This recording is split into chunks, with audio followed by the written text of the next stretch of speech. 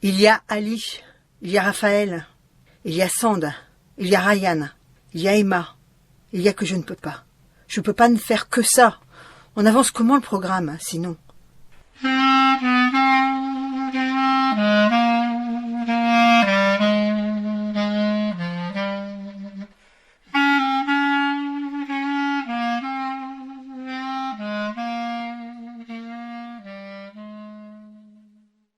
La revue Rue Saint-Ambroise et l'association Rue du Conservatoire vous proposent Abderrahman de Nathalie Barbaras. Lectrice Fabienne Gozlan. Musique Charlie Nelson.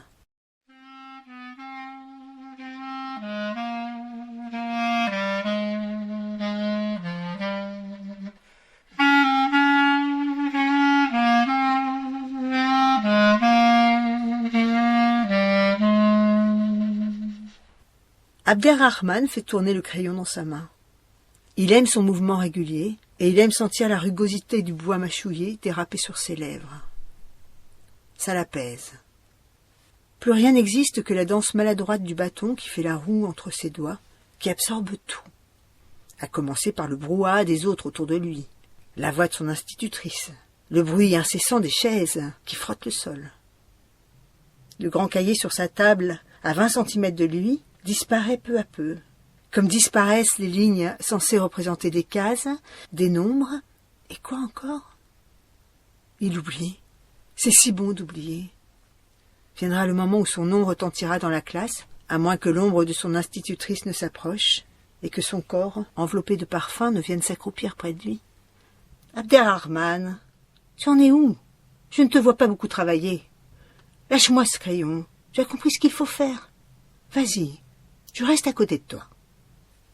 Bien obligé de s'y mettre, Abderrahman. Abdé, comme disent ses copains quand ils l'appellent dans la cour de récréation. Abdé, comme disait son oncle Idriss. Mais sa mère, non. Jamais elle ne l'a appelé autrement que Abderrahman, laissant traîner la fin de son prénom comme un long corridor rempli de son souffle, le souffle de sa mère quand elle le serrait contre sa poitrine, sur le bateau au-dessus de la mer. Alors, reprend la voix près de lui, dis-moi ce nombre. Abderrahman lit 73. C'est ça, continue la voix mêlée au parfum de vanille chimique. Maintenant, tu dois l'écrire en chiffres. Elle voudrait qu'il se mette au travail, mais il a tant de mal à se concentrer. Oh, il n'est pas le seul, pense la maîtresse. Les 3/4 de sa classe ont des problèmes d'attention. C'est effarant. En 10 ans, qu'est-ce que je dis? 5 ans. C'est fou ce que ça s'est aggravé. C'est fou comme les enfants ne parviennent plus à se concentrer. Il y a les écrans, mais elle est certaine que ça ne suffit pas à tout expliquer. Il existe tant de raisons de ne pas trouver le calme dans ce monde. L'agitation est partout, du matin jusqu'au soir. Elle, par exemple, quand elle rentre chez elle après sa journée de travail, elle tombe sur son lit. Elle tombe comme une bête qui n'en peut plus, sans force. Rien ne pourra plus la faire avancer. Ses gestes pèsent le poids de sa vie. Elle se couche de bonne heure, et le matin, dès la première sonnerie du réveil, son cœur se met à battre sauvagement. La peur s'élance en elle au moment même où tout lui revient. La journée va encore lui demander tant de courage. Pour le moment, elle doit puiser en elle la force de calmer l'impatience. Sinon, elle n'ose imaginer ce qui se passerait. Si elle cessait de tenir son corps, tenir comme on tient un enfant qui refuse d'avancer, tenir son esprit pour ne pas qu'il étouffe de colère et d'impuissance, retenir les paroles qui pourraient s'échapper en hurlant qu'elle n'en peut plus de l'agitation continue des enfants autour d'elle. Elle s'en voudrait aussitôt d'avoir crié après eux, de ne pas réussir à faire qu'Abderrahman l'écoute, lui ou un autre. Non, de ne pas y arriver. On lui en demande tellement, toujours plus, sans lui en donner les moyens. On, les parents, le ministère, l'État, le monde entier. Et le matin, en longeant les couloirs miteux jusqu'à sa classe refroidie, plongée dans la pénombre, elle se demande pourquoi elle n'arrive pas à l'aimer plus, son travail. Pourquoi elle a peur que l'épuisement la consume peu à peu jusqu'à ce qu'elle devienne un petit tas de chair étalé sur le sol, rongé par l'amertume. Abderrahman s'applique. Son esprit est revenu dans la classe. Il ne pense plus à sa mère. Il pense à ce fichu 7 qu'il trace toujours à l'envers. La maîtresse lui a donné un ruban de papier avec des flèches pour l'aider à écrire les chiffres dans le bon sens. Il s'en sert tout le temps. Mais ce 7, avec son trait qui lui barre la jambe, lui donne beaucoup de mal.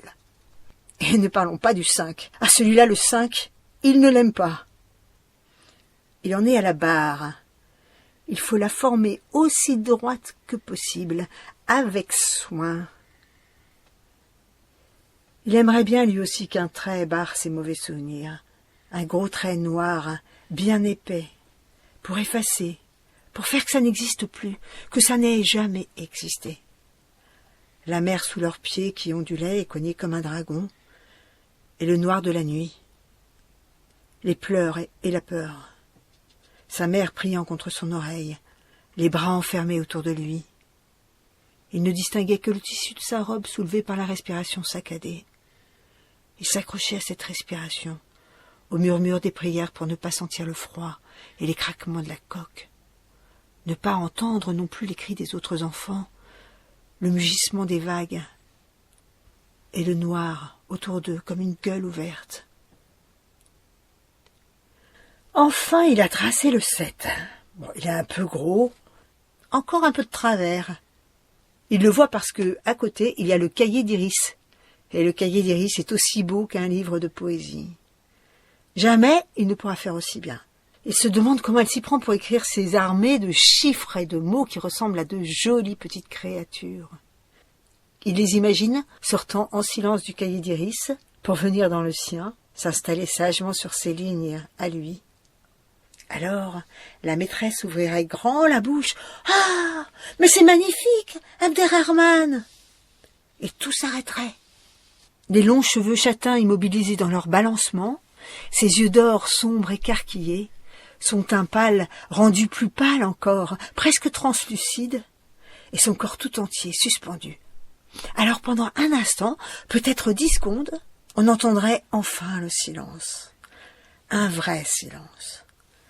Un silence qu'Abderrahman n'entend jamais, sauf depuis quelques jours.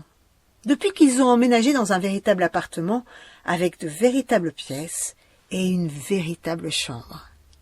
Avec un miroir, devant lequel il aplatit ses cheveux avec de l'eau pour leur donner la forme qu'il souhaite, et vérifier sa chemise. Abderrahman a toujours aimé être bien mis. Il a beau n'avoir que 8 ans, c'est important pour lui. Il n'aime pas qu'une poussière ou une tache apparaisse sur son pantalon.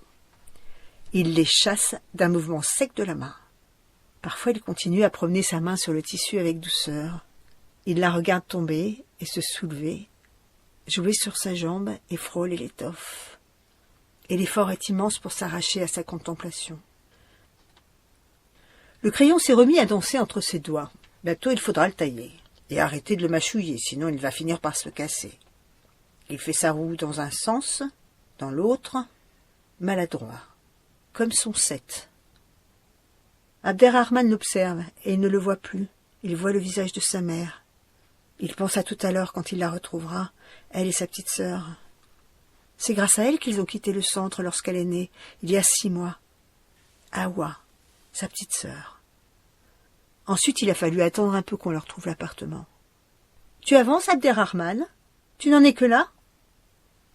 Elle se retient encore pour ne pas crier qu'elle en a marre de lui, de devoir être sans arrêt sur son dos, de devoir le remettre en route toutes les 5 minutes. « Mais tu crois qu'il n'y a que toi ici ? J'en ai 26, 26 ! Tu entends ? Et pas le temps de m'occuper de toi tout le temps. Il y a Ali, il y a Raphaël, il y a Sand, il y a Ryan, et il y a Emma, il y a que je ne peux pas ne faire que ça. On avance comment le programme, sinon ? Hein ? On fait comment, putain ? Je fais comment, moi ? »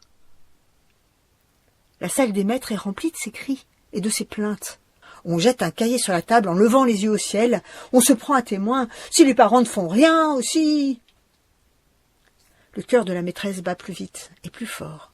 Son sang coule à toute allure. Elle pourrait l'entendre comme une grosse rivière dégringoler à travers ses artères. Elle soupire, reprend son souffle. Elle a l'habitude. C'est devenu un réflexe de calmer sa respiration.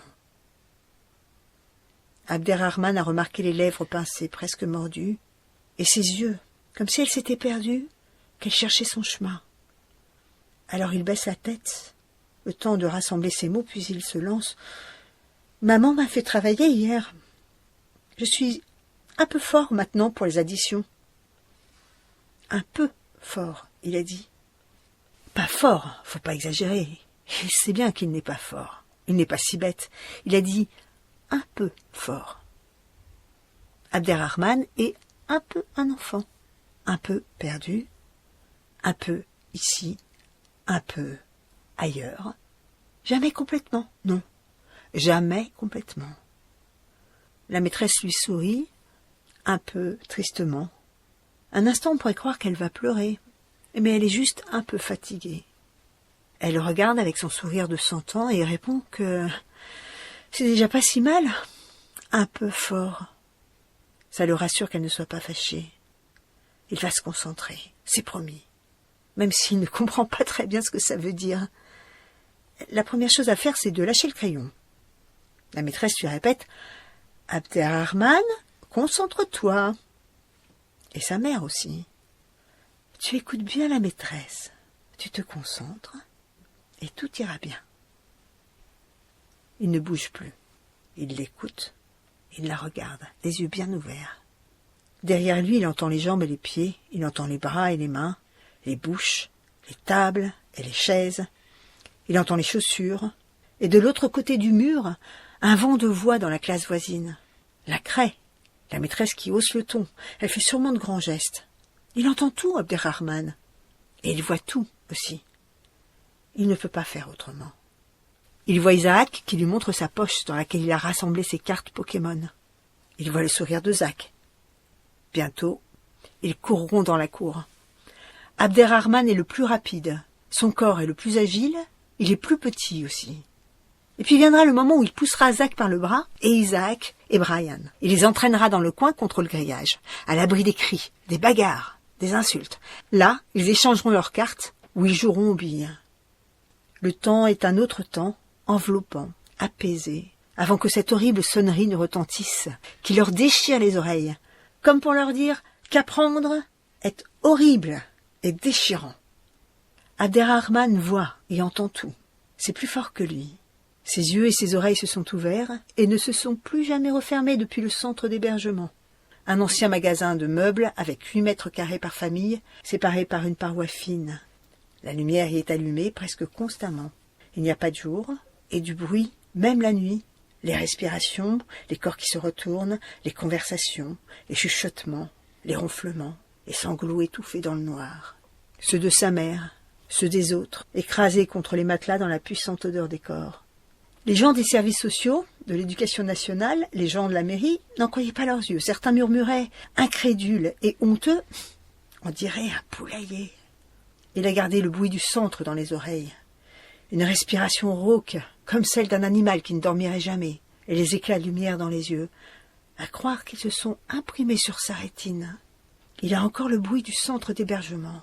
Il sent encore son odeur de poussière et de transpiration mêlée aux produits d'entretien.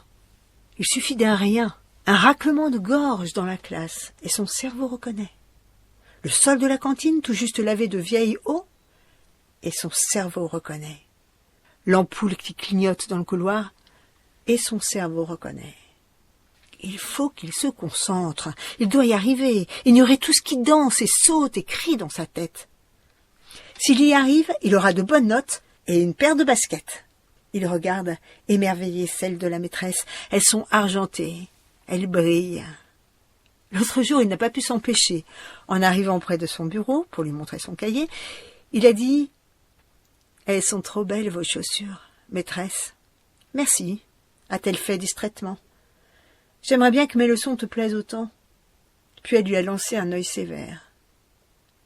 Sa mère a promis des baskets neuves qui brillent, des baskets de marque.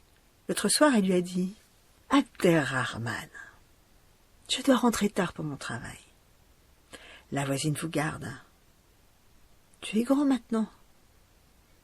Tu fais tes devoirs comme je t'ai appris, avec sérieux. Tu peux jouer après et puis tu vas au lit et je serai vite là. Je viendrai t'embrasser pour que tu dormes bien. C'est important, comme ça tu seras en forme pour apprendre. Et je serai fière de toi. Je serai fière de mon fils. Tu te souviens de ce que je t'ai promis. Bientôt je prendrai une journée et nous serons tous les deux. Hawa restera chez la voisine. Nous passerons la journée ensemble.